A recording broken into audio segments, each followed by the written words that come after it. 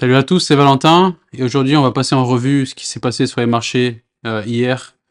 Lundi, c'était quoi hier? Lundi 16 septembre et passer en revue notre portfolio et voir un peu comment nos stocks ont performé et aussi mettre en place une petite stratégie, comment évoluer pour les 5 prochains jours parce que donc jeudi ou mercredi il me semble.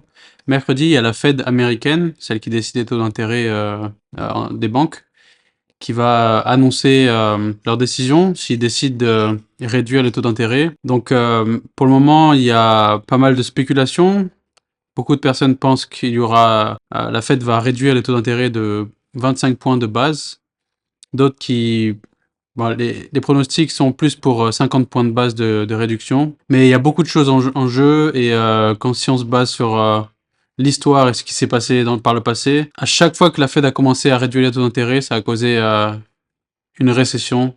Les mois qui ont suivi, les marchés se sont effondrés. Donc c'est quelque chose que je garde en tête et c'est pour ça que dès que j'ai l'opportunité de cash in et mettre du cash de côté, je le fais. C'est pour ça que j'ai vendu Oracle. Mais on va en parler plus tard. Alors, hier, on a eu donc hier TSLL avait perdu 2%, il me semble, donc on était en négatif, mais là TSLL est remonté. Donc les prix qu'on va voir là, les variations qu'on voit, c'est à partir d'aujourd'hui, mardi 17 septembre. Donc ce n'est pas basé sur les prix d'hier.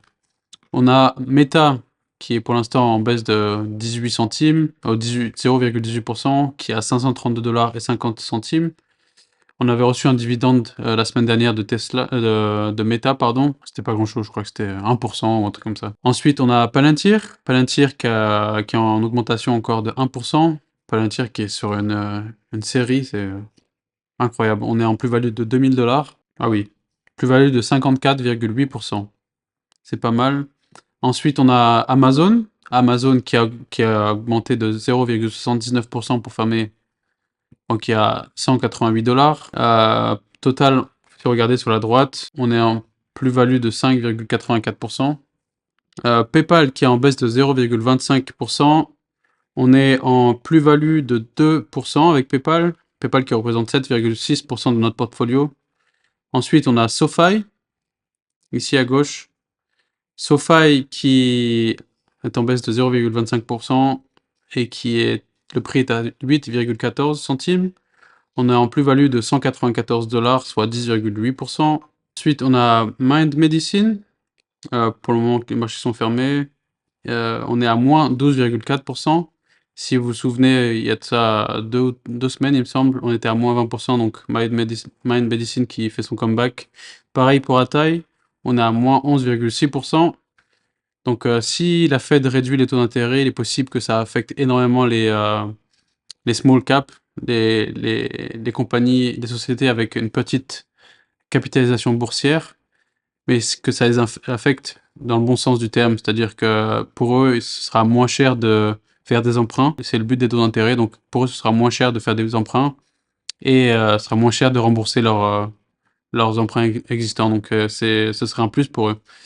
Donc on verra comment ça va évoluer. Et on a 4302,94 $ en cash.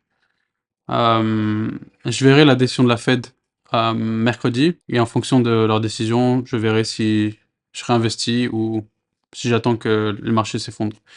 J'ai pas envie d'être totalement hors des marchés parce que c'est la plus mauvaise des idées que de vendre la totalité de son portefeuille en amont et surtout que les meilleurs jours se passent dans les marchés baissiers, donc c'est pas quelque chose que je voudrais manquer. Donc c'est pour ça que je garde du cash de côté. Ouais, c'est en anglais, donc je vais vous le traduire vite fait. Par exemple, là, on a Bank America, un de leurs analystes qui attend à avoir 25 points de base de réduction de la Fed.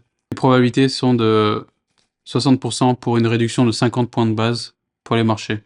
J'espère que ce sera suffisant parce que, en gros, s'ils font que 25 points de base, ça voudrait dire que l'économie est toujours très, très forte. Donc ça veut dire aussi que l'inflation est collante et qu'ils ont du mal à s'en débarrasser. S'ils font 75 points de base, ça voudrait dire que l'économie va très mal et qu'il leur faut à tout prix réduire les taux d'intérêt rapidement. Et je pense que vraiment que 50 points de base, ce serait une bonne moyenne. Ça ferait pas trop peur au marché et ça envoierait un signal comme quoi ils sont prêts à réduire les taux d'intérêt et aller dans ce sens-là, sans pour autant prévenir les marchés et leur dire: «Oh écoutez, l'économie va très mal, il faut qu'on réduise les taux d'intérêt très rapidement». Donc je pense que 50 points de base, c'est bien. Moi, je préférais 75 points de base pour que les marchés s'effondrent. J'aimerais tellement que les marchés s'effondrent pour pouvoir acheter les sociétés que je préfère, que ce soit les soldes dans les marchés, vraiment. C'est, ça serait chouette, mais malheureusement, on n'a pas toujours ce qu'on veut. Donc voilà.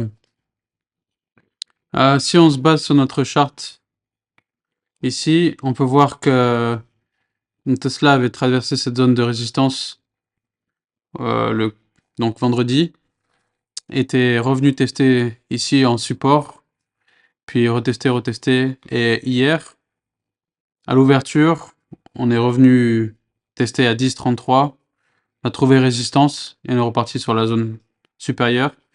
Donc, on peut s'attendre à ce que Tesla oscille dans cette zone-là, entre presque 11$, enfin c'est TSLL, pardon, presque 11$ et 10,60$. Donc on a une fourchette de 30 centimes. Donc disons que la Fed demain va annoncer leurs résultats. Il est possible qu'on revienne tester ici à 200. Ici c'était 275 pour le Tesla, le prix de Tesla. Donc on va voir. Ça va être très intéressant et j'ai hâte de voir le résultat. Bon voilà, c'était un petit récap de ce qui s'est passé hier et comment on va se positionner pour les jours à venir. C'était Valentin, je vous souhaite une bonne après-midi et je vous dis à demain. Ciao tout le monde.